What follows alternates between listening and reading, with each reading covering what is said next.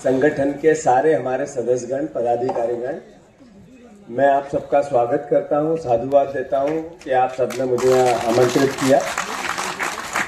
मंच पर विराजित पत्रकारिता जगत के सबसे सशक्त, ऊर्जावान, अनुभवी, हम जैसे नए राजनीतिक कार्यकर्ताओं को भी सीख देने वाले सल्लभ भदौरिया जी, उनके लिए मैं आप सबसे आग्रह करता हूं आप जोरदार तालियां बजाएं। मंच पर विराजित प्रदेश के और इस सरकार के सबसे सौम्य, सरल और एक अच्छे राजन भैया जो मंत्री हैं, उनके लिए भी हम सब मिलकर ताली बजाएं, उनका स्वागत करें। मंच पर विराजित सभी सम्मानित पदाधिकारीगण, आदरणीय मुकेश नायक जी, सम्मानित पत्रकार जगत के सभी परिवारजन,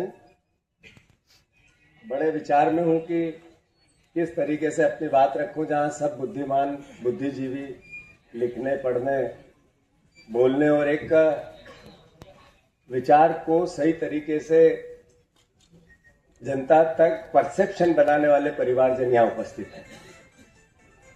आदरणीय साथियों, अभी लंबी चौड़ी मांगों को लेकर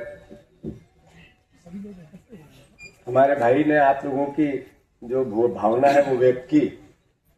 स्वाभाविक है, सरकार हमारी है, स्वाभाविक है सरकार के काबीना वजनदार मंत्री यहाँ उपस्थित हैं, तो हमारे जो दायित्व है असल में सरकार की खामियां, सरकार की अच्छाइयां जनता तक उसकी नीतियां ले जाने का भी काम हम पत्रकारों का है, आप जर्नलिज्म का है, तो उनसे मांग रखना भी हमारा अधिकार है। तो मैं जितनी मांगे रखी उनका समर्थन करता हूं और आदरणीय राजन जी से आग्रह करता हूं कि जल्दी से इनको पूरा करें। सहयोग बनेगा तो आप जो छोड़ दोगे वो हम पूरा कर देंगे।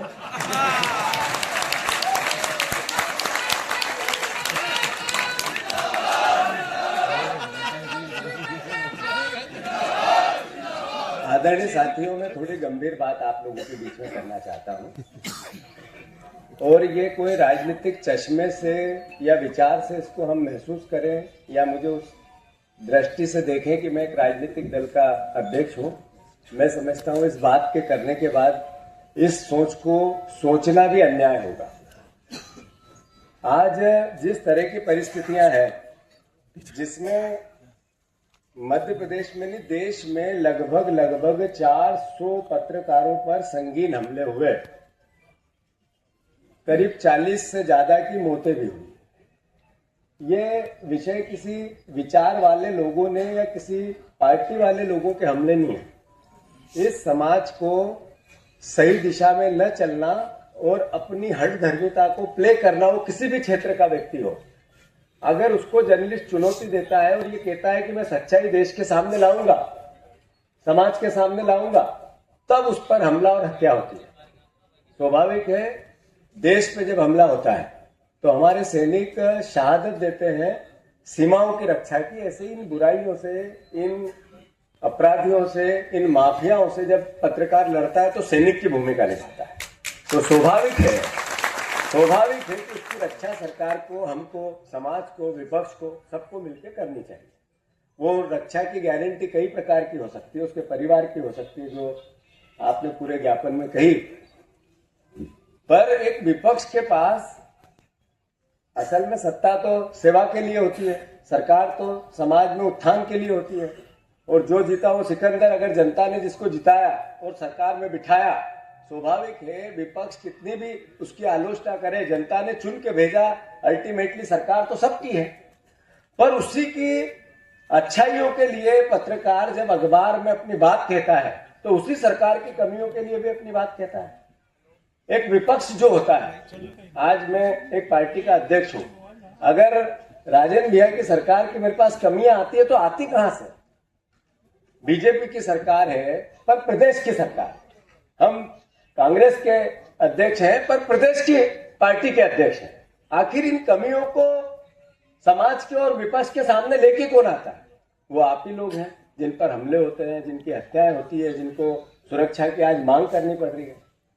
पहले ऐसा लगता था, अदरवाइज मत लेना इस बात को, हम राजनीतिक लोग थोड़ी हमारी रक्षा करवाना चाहते थे तो अखबार, मीडिया और मीडिया समूह से करवाना चाहते थे कि कोई गड़बड़ होगी तो ये सच लिखेंगे, हमारे पक्ष में खड़े रहेंगे। अदरवाइज मत लेना, इसकी बहुत कमी आ रही है।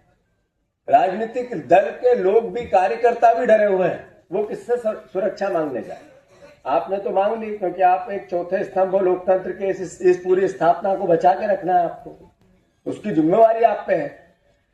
3 तरीके से जानकारी आती है। एक, जो पत्रकार खोज करता है और विपक्ष को देता है और विपक्ष आवाज उठाता है। दूसरी, सत्ता में ही कोई गड़बड़ है, एक दूसरे के खिलाफ कोई गड़बड़ कर रहा है, लड़ रहा है, एक को नीचा दिखाना है, एक की कमियां बताना, तो अंदर से कुछ देते हैं। तीसरी, अधिकारियों के थ्रू एक अधिकारी दूसरे अधिकारी से थोड़ी लांग लपेट करता है, तब आती है। और इन तीनों बातों से अगर विपक्ष भी इस तरीके का व्यवहार रख ले कि मेरे को भी उस तरीके से वो आवाज नहीं उठानी क्योंकि हमले का डर है, तो अल्टीमेटली देश के इस लोकतंत्र की रक्षा कैसे होगी। आपकी व्यक्तिगत रक्षा की बात है, बिल्कुल सही है, उसका आपका अधिकार है। हमने अपनी बात कही, वो भी हम कह सकते हैं, ये भी एक राजनीतिक कार्यकर्ता का अधिकार है। पर हम सब मिलकर जिस तरीके से देश का वातावरण बन रहा है, इस देश के लोकतंत्र की रक्षा की जिम्मेवारी किसकी है? किसकी जिम्मेवारी है कि आज जिस तरीके का वातावरण है जिसमें पत्रकार को अपनी सुरक्षा मांगना पड़ रही है, इसमें किसकी जिम्मेवारी है? ये सवाल है हमारे बीच में। मैं किसी भी रूप में इसको किसी के खिलाफ या किसी के पक्ष में बात नहीं करना चाहता हूं, पर वातावरण तो है। राजन भैया, जनसंपर्क विभाग का काम था, चाहे सरकार हमारी हो आपकी हो, कि अपनी सरकार की नीतियों को सही तरीके से जनता के बीच में, हितग्राहियों के बीच में लेके जाना। आजकल जनसंपर्क विभाग का, मैं आज कल यानी इस साल से नहीं कह रहा हूं, या मोहन यादव की सरकार से नहीं कह रहा हूं, शिवराज सिंह जी की सरकार, जनसंपर्क विभाग का काम मुख्यमंत्री को मूड ठीक करने का काम बच गया है। देख लो कैसा करना है उनके खिलाफ। नहीं, सच है, ये ताली का विषय है ही नहीं। जनसंपर्क विभाग पत्रकारों का एक ऐसा रक्षक के रूप में अपने आप को देखना चाहिए। उसका काम मुख्यमंत्री का मूड कैसा है उसको सही तरीके से प्लेसमेंट करने का काम बच गया है। मैं बहुत विनम्रता से यह आग्रह करना चाहता हूं, मैंने जब ये कहा कि सरकार के सबसे सरल, सबसे सज्जन, सबसे जो समझदार सारे हैं, मैं किसी को ऐसा नहीं, किसी का अपमान नहीं करना चाहता, पर सबसे समझदार कोई मंत्री है तो वो हमारे बीच में है। अगर इनकी जगह और कोई मंत्री होता शायद मैं इतना खुल के नहीं बोल पाता कि आपके कार्यक्रम थोड़ी बिगाड़ना है मुझे, सही है कि गलत है। तो मैं फिर से आप सबको खूब ढेर सारी शुभकामनाएं देता हूं और राजन भैया से फिर मांग करता हूं कि भैया आप ये सब मांगे पूरी करो, अन्यथा शुरुआत में मैंने कह दिया हम आएंगे तो कर देंगे। धन्यवाद।